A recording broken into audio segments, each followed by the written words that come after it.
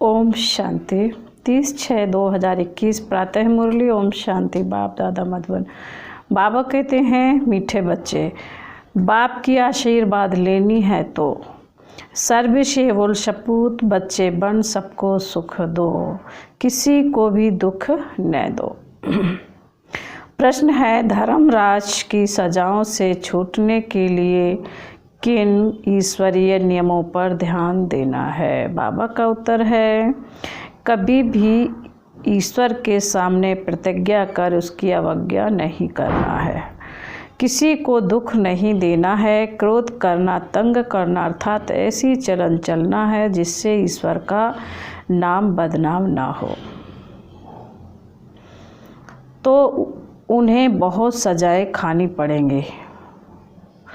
बाबा कहते हैं, क्रोध करना, तंग करना अर्थात ऐसी चलन चलना जिससे ईश्वर का नाम बदनाम हो, तो उन्हें बहुत सजाएं खानी पड़ेंगी।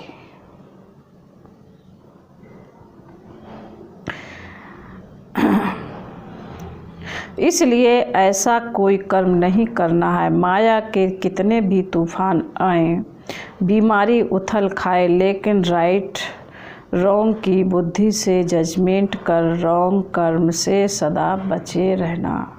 गीत है, कौन आया मेरे मन के द्वारे। ओम शांति। यह किसने कहा ओम शांति? बाप और दादा। यह तो बच्चों को जरूर निश्चय होगा कि हमारा पारलौकिक बाप है, परमपिता परमात्मा शिव, और यह ब्रह्मा सब बच्चों का अलौकिक बाप है। इनको ही प्रजापिता ब्रह्मा कहेंगे।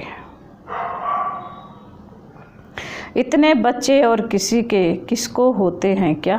बाबा कह रहे, इतने बच्चे और किसको होते हैं क्या? सिवाय प्रजापिता ब्रह्मा के पहले नहीं थे, जबकि बेहद के बाप ने इसमें प्रवेश किया है, तो यह हो गया दादा। यह दादा खुद कहते हैं कि तुमको पारलौकिक बाप की प्रॉपर्टी मिलती है। पौत्रे हमेशा दादे के वर्षे बारिश होते हैं। बाबा कह रहे, पौत्रे हमेशा दादा के बारिश होते हैं। उनका बुद्धि योग दादे में जाता है, क्योंकि दादे की प्रॉपर्टी का हक मिलना है। जैसे राजाओं के पास जो बच्चे जन्म लेते रहेंगे, ऐसे ही कहेंगे बड़ों की प्रॉपर्टी है, बड़ों की प्रॉपर्टी पर उन्हों का हक है ही। तुम बच्चे जानते हो कि हम बेहद के बाप द्वारा बड़े ते बड़ी प्रॉपर्टी स्वर्ग की बादशाही ले रहे हैं। हमको वह बाप पढ़ा रहे हैं। तुम अब सम्मुख बैठे हो। सम्मुख का नशा भी नंबरवार पुरुषार्थ अनुसार रहता है। कोई की दिल में तो बड़ा लव रहता है, हम ऊंच ते ऊंच भगवान के आकर इस साकार माता पिता द्वारा वारिश बनते हैं। बेहद का बाप बहुत मीठा है, जो हमको राजाई के लायक बनाते हैं। माया ने बिल्कुल ही नालायक बना दिया है।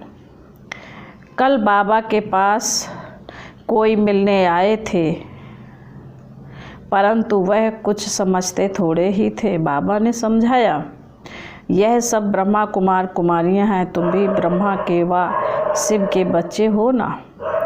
कहा है तो ज़रूर। यह सिर्फ सुनकर कहा, परंतु दिल में लगा नहीं। बाबा कह रहे, तीर लगा नहीं कि सचमुच हम उनके बच्चे हैं। यह भी उनके बच्चे हैं, वर्षा ले रहे हैं। वैसे ही हमारे पास भी कई बच्चे हैं जिनको बहुत थोड़ा बुद्धि में बैठता है। वह खुशी वह रुहाब नहीं दिखाई पड़ता है, अंदर बड़ा खुशी का पारा चढ़ना चाहिए। वह सारा दिन चेहरे पर भी आता है। अभी तुम सजनियों का श्रृंगार, बाबा कह रहे, अभी तुम सजनियों का ज्ञान श्रृंगार हो रहा है। तुम जानते हो हम साजन की सजनियां हैं। एक खेरुत यानी खेती का काम करने वाले की लड़की की कहानी है ना। एक राजा खेरुत की लड़की को ले आया, परंतु फिर भी उसे राजाई में मज़ा नहीं आया, तो लड़की को वापस गांव में छोड़ आया, बोला तुम राजाई के लायक नहीं हो। यहाँ भी बाप श्रृंगार करते हैं, तुम भविष्य में महारानी बनो। कृष्ण के लिए भी कहते हैं भगाया पटरानी बनाने के लिए, परंतु कुछ समझते नहीं हैं। सब है इरिलीजियस माइंडेड, समझते हैं इससे ही दुनिया चलती रहती है, कुदरत है। बहुत हैं जो मंदिर टिकाड़े में भी नहीं जाते, ना शास्त्रों आदि को मानते हैं। गवर्नमेंट भी धर्म को मानने वाली नहीं है। भारत किस धर्म का था, अब किस धर्म का है बिल्कुल नहीं जानते। अभी तुम बच्चे हो देवी कुल के, जैसे वह क्रिश्चियन कुल के हैं वैसे ही तुम ब्राह्मण कुल के हो। बाप कहते हैं पहले पहले तुम बच्चों को पतित शूद्र से ब्राह्मण बनाता हूँ। पावन बनते बनते फिर 21 जन्मों के लिए तुम दैवी संप्रदाय बन जाएंगे। दैवी गोद में जाएंगे, आगे थे आसुरी गोद में, आसुरी गोद से फिर तुम ईश्वरीय गोद में आए हो। एक बाप के बच्चे भाई बहन हैं, यह एक वंडर है। सब कहेंगे हम ब्राह्मण कुल के हैं, हमको तो श्रीमत पर चलना है, सबको सुख देना है, रास्ता बताना है। दुनिया में कोई नहीं जो मुख से कहे बेहद के बाप से बेहद का वर्षा कैसे लिया जाता है। तुमको बेहद का बाप मिला है, तुम ही उनके बच्चे बने हो। बुद्धि से जानते हो कल्प पहले जिन्होंने वर्षा लिया होगा वही आकर लेंगे। थोड़ा भी बुद्धि में होगा तो कभी न कभी आकर पहुँचेंगे। आएंगे तो कुछ न कुछ लेने के लिए। बाबा कहते हैं थोड़ा भी बुद्धि में होगा तो कभी न कभी आकर पहुँचेंगे, और आएंगे तो कुछ न कुछ लेने के लिए। तुम्हारे में भी नंबर बार जानते हैं, आज पावन बनने के लिए आए हैं, कल फिर पतित बन पड़ते हैं। किसी का खराब संग लगने से भूल जाते हैं कि बाप का बनकर फिर बाप को छोड़ा तो बहुत पाप आत्मा हो जाते हैं। जैसे कोई किसी का खून करते हैं तो पाप लगता है,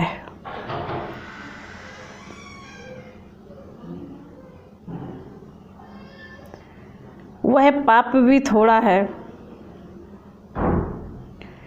यहाँ जो बाप का बनकर फारकती दे देते हैं, प्रतिज्ञा कर फिर भिखारी बन पड़ते हैं, तो बहुत पाप लगता है। अज्ञान काल में इतना नहीं लगता जितना ज्ञान में लगता है। अज्ञान काल में तो मनुष्यों में क्रोध कॉमन होता है। तुमने किस पर क्रोध किया तो 100 गुना दंड हो जाता है। अवस्था बिल्कुल गिर जाती है, क्योंकि ईश्वर का फरमान नहीं मानते। धर्मराज का फरमान मिलता है पवित्र बनना है। तुम ईश्वर का बन जरा भी उनके फरमान की अवज्ञा की तो 100 गुना दंड चढ़ जाता है। क्रिएटर तो वह एक है, ब्रह्मा विष्णु शंकर की उनकी रचना है। बाबा कहते हैं क्रिएटर एक है, ब्रह्मा विष्णु शंकर भी उनकी रचना है। धर्मराज भी क्रिएशन है। धर्मराज का रूप भी से बाबा साक्षात्कार कराते हैं। फिर उस समय सिद्धि कर बतलाते हैं, देखो तुमने प्रतिज्ञा की थी हम क्रोध नहीं करेंगे, किसी को दुख नहीं देंगे, फिर भी तुमने इनको दुख दिया, तंग किया, अब खाओ सजा। बिगैर सजा, बाबा कह रहे बिगैर साक्षात्कार सजा नहीं देते हैं। पहले बाबा साक्षात्कार कराते हैं कि तुमने प्रतिज्ञा की थी कि हम क्रोध नहीं करेंगे, किसी को तंग नहीं करेंगे, फिर भी तुमने किया, तो बाबा कहते हैं अब खाओ सजा। इसका बाबा साक्षात्कार कराते हैं। प्रूफ तो चाहिए ना, तो पापा प्रूफ में दिखाते हैं। वह भी समझते बरोबर मैंने बाप को छोड़कर ये कुकर्म किया। बदनामी कराने से फिर व्रतों पर आफत आ जाती है, कितनी अबलाएं बंधन में आ जाती हैं।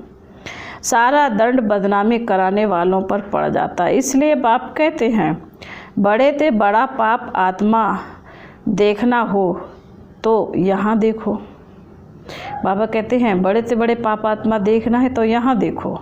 धोबी के पास बहुत मैले सड़े हुए कपड़े जब होते हैं तो सटका लगाने से फट जाते हैं, वही हाल यहाँ होता है।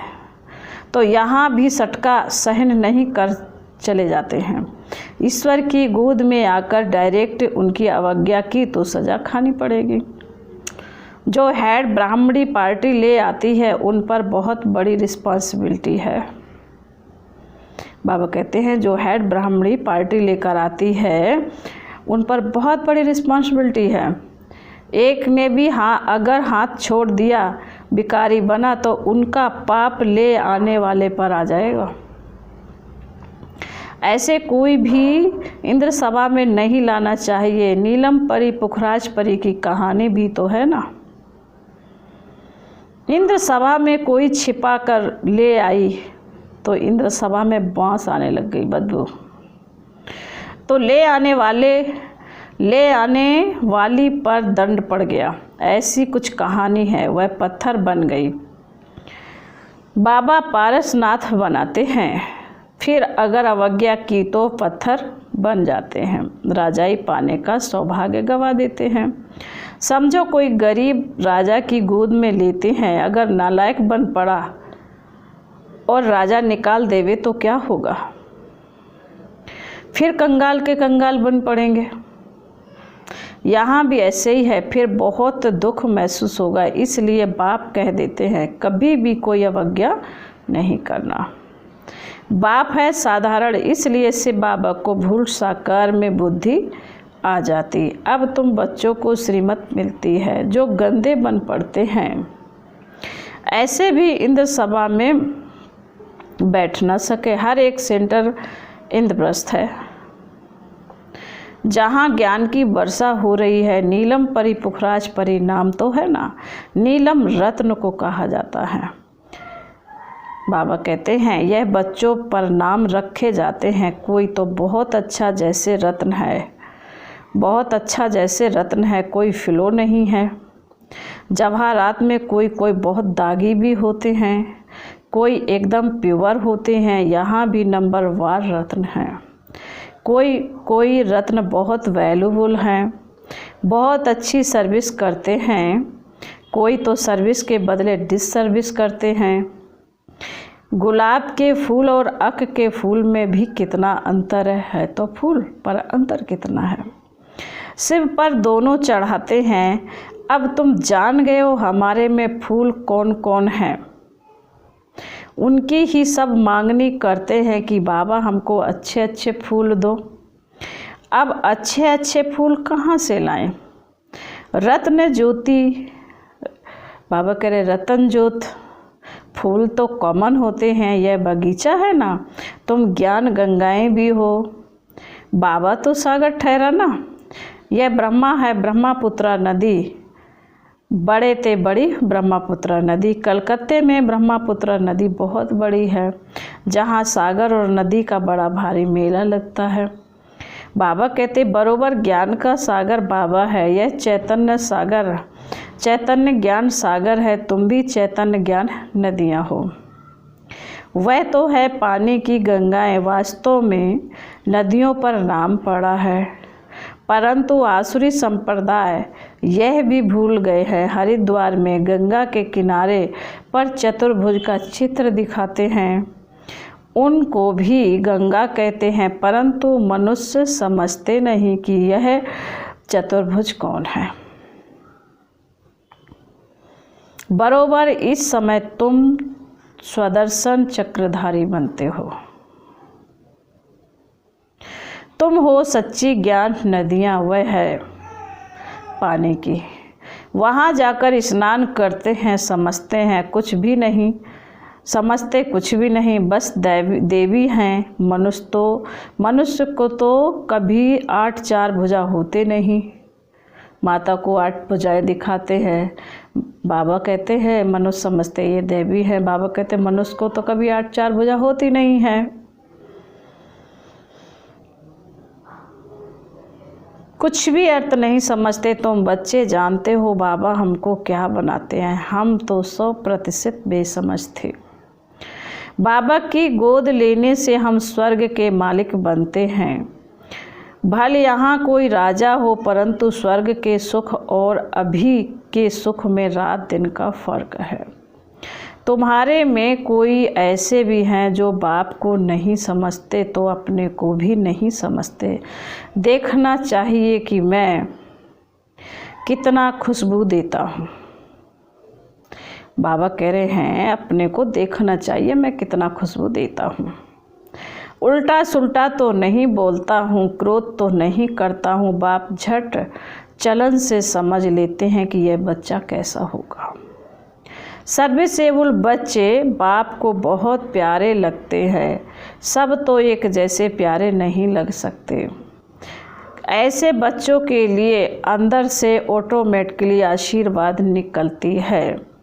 बाप का नंबर ना फरमानदार बच्चा होगा तो बाप कहेंगे ऐसा बच्चा मुआ भला। बाबा कहते हैं बाप का ना फरमानदार बच्चा होगा तो बाबा कहते हैं ऐसा बच्चा मुआ भला। कितना नाम बदनाम करते हैं कितना नाम बदनाम करते हैं।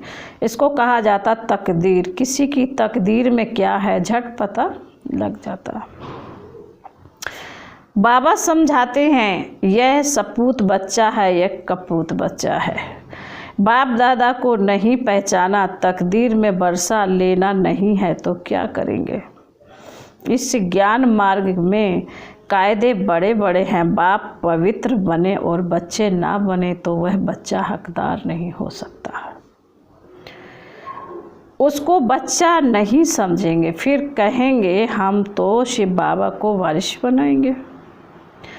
तो बाबा 21 जन्म के लिए हमको रिटर्न में देंगे।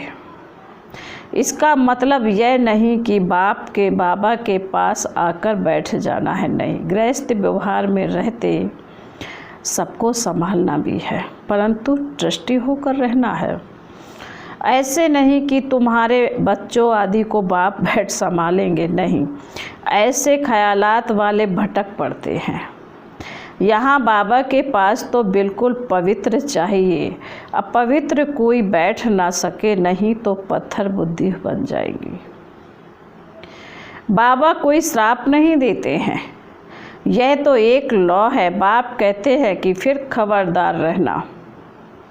कर्मेंद्रियों से कोई पाप किया तो यह हमारा बड़ी भारी मंजिल है।